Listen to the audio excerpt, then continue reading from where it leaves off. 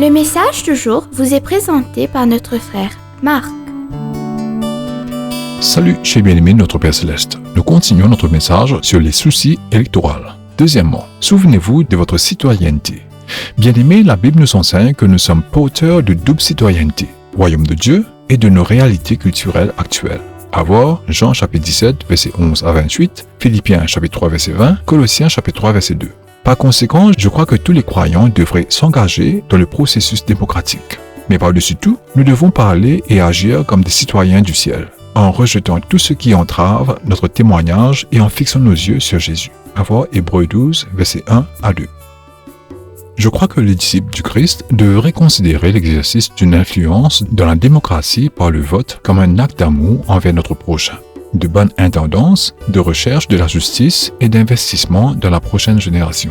Très cher, je crois aussi que les gens de l'Église doivent avoir une vision biblique des choses et une compréhension de leur citoyenneté céleste qui leur fournira des outils nécessaires pour prendre des décisions qui honorent Dieu dans leur vie quotidienne, y compris aux urnes, c'est-à-dire le jour des élections. Bien-aimés, dans l'Église primitive, les apôtres nous enseignent que les croyants devraient être des citoyens responsables.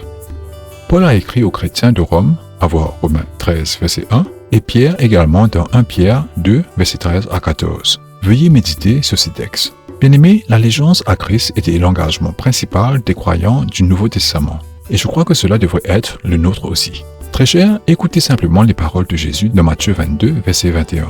Vous pouvez également lire cela dans Marc chapitre 12, verset 17 et Luc 20, verset 25. Rendez à César ce qui appartient à César, et donnez à Dieu ce qui est à Dieu. Très cher, le gouvernement perçoit nos impôts, mais Dieu seul mérite notre adoration et notre loyauté inébranlable.